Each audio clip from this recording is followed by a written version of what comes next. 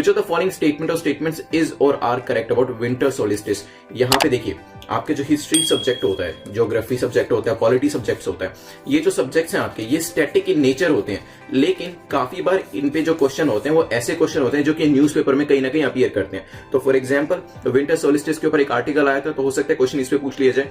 इसी तरीके से हिस्टोरिकल फिगर्स जो होती हैं, मान लो कि इस साल कोई मूवी लॉन्च हुई जो कि हिस्ट्री से रिलेटेड थी, या उसमें ऐसा कोई कैरेक्टर था जिसके ऊपर क्वेश्चन फॉर्म किया जाता है। पॉलिटी के अंदर भी काफी सारे जो इश्यूज होते हैं, जैसे सेक्शन 144 हो गया, ये आपके कहीं ना कहीं करंट से रिलेट होकर इंपॉर्टेंट हो जाते हैं। तो स्टैटिक सब्जेक्ट्स याद रखिएगा are not static in nature, they are very much current in nature. तो यहाँ पे ज्योग्राफी के ऊपर भी एक क्वेश्चन आ सकता है, क्योंकि विंटर सोलिस्टिस के ऊपर न्यूज़पेपर के अंदर आर्टिकल्स आए हुए थे। तो पहली स्टेटमेंट क्या कहती है, the winter solstice happen every year when the sun reaches the most southernly declination of 23.5 degrees. पहली स्टेटमेंट ये कहती है कि जो विंटर सोलिस्टिस है वो कब होता है, जब सन जो है वो 23.5 डिग्रीज सदर्न हेमिस्फीयर के अंदर 23.5 डिग्रीज पहुंच जाता है। Second, it is when north pole is tilted farthest away from the sun. तो ये कब होता है, विंटर सोलिस्टिस तब होता है, स्टेटमेंट ये कह रही है जब नॉर्थ पोल जो होता है वो टिल्टेड अवे फ्रॉम द सन, मतलब जिस साइड सन होता है उससे अवे, उससे दूसरी तरफ जो है वो टिल्ट करता है, हो सकता है।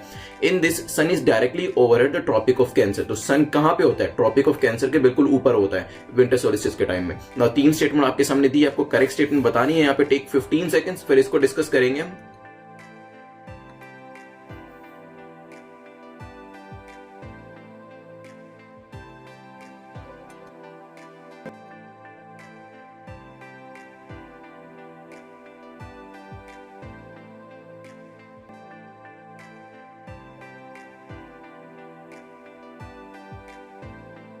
फ्यू मोर सेकेंड्स, चलिए डिस्कस करते हैं। पहली स्टेटमेंट विंटर सोलिस्टिस के बारे में क्या कहती है, आपको पता होगा 22 दिसंबर को 22 दिसंबर विंटर सोलिस्टिस था हमारा, और न्यूज़पेपर में 23 दिसंबर को पूरा ही विंटर सोलिस्टिस के बारे में इंफॉर्मेशन दी गई थी।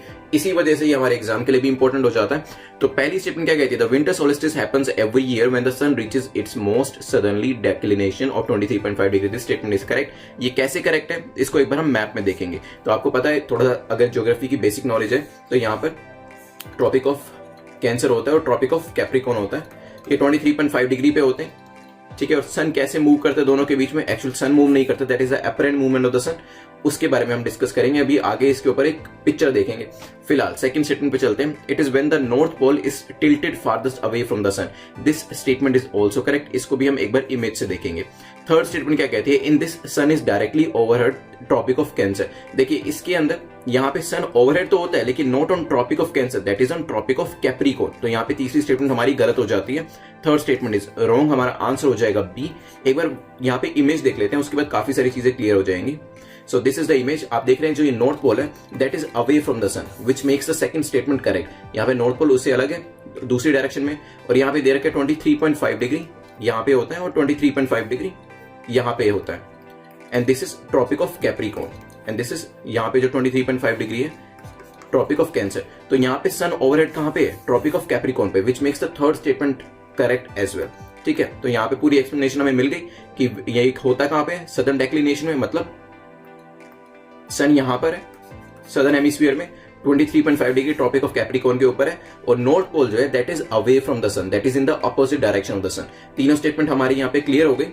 एक बार और चीज देख लेते हैं इसके अंदर और क्या पढ़ सकते हैं। तो यहाँ पे बेसिकली होता क्या, जैसे जैसे आपका समर सोलिस्टिस खत्म होता है जो कि जून में होता है, 21-22 जून के आसपास, दिन छोटे होने शुरू हो जाते हैं। हम कहते हैं ना कि अब सर्दी आ रही है और दिन छोटे होते जा रहे हैं। इसी तरीके से 22 दिसंबर के बाद जब विंटर सोलिस्टिस आपका खत्म हो गया, तो दिन थोड़ा थोड़ा होके बड़े होने शुरू हो जाते हैं। दिन छोटे होना बड़े होने का वही मतलब है कि लाइटनिंग डेज कितने रहेंगे आपके, लाइट कितनी ज्यादा आपके यहाँ पे दिन में रहेगी। क्या 6 बजे ही आपके यहाँ पे रोशनी चली जाएगी, जो सन की रेज होती थी वो खत्म हो जाएंगी, या 7 बजे जाएंगी। तो ये जो चीजें होती है डिटरमिन करती है कि विंटर सोलिस्टिस के बाद आपका जो टाइम है, डे टाइम धीरे धीरे इंक्रीज होता जाता है और एक पॉइंट पर आकर वो काफी ज्यादा हो जाता है। तो यहाँ पर ये चीजें जो है बेसिक नॉलेज के लिए आप ध्यान रखिएगा। हम इसका एक बार बैकग्राउंड देख लेते हैं। सोलिस्टिस जो वर्ड था, ये सोलिस्टिटियम जो है कि लैटिन वर्ड है, इससे निकला है, और इसका इंग्लिश में अगर मतलब जाना जाए तो होता है सन स्टैंडिंग स्टिल। अब सन स्टैंडिंग स्टिल क्यों कहा गया इसे, सन स्टैंडिंग स्टिल का मतलब ही यही है क्योंकि यहाँ पर 23.5 डिग्री पर जहां ट्रॉपिक ऑफ कैप्रिकॉर्न होता है वहां पर सन स्टैंड कर जाता है। मतलब अब क्या होगा, देखिए यहां से यू टर्न लेगा सन, मैंने आपको पहले ही बताया सन मूव नहीं कर रहा है, मूव तो अर्थ कर रही है, लेकिन this is the apparent movement. 23.5 degree पर पहुंचने के बाद सन यहां से यू टर्न लेगा और वापस जाना शुरू करेगा। ठीक है, ये ध्यान रखिएगा। Just for making this entire concept simpler, हम कह रहे हैं कि सन यहाँ पे मूव कर रहा है और यहाँ पे सोलिस्टिटियम का मतलब मैंने आपको बता दिया, सन स्टैंडिंग स्टिल, और इसके बाद सन टर्न शुरू हो जाता है। सन टर्न का मतलब यही है कि यहाँ से 23.5 डिग्री से वापस गया, फिर यहाँ से 23.5 डिग्री ट्रॉपिक ऑफ कैंसर तक पहुंचेंगे, फिर समर सोलिस्टिस होगा, फिर वहां से भी टर्न लेके वापस ये इनकी जो मूवमेंट है ये इस तरीके से चलती रहेगी। ठीक है,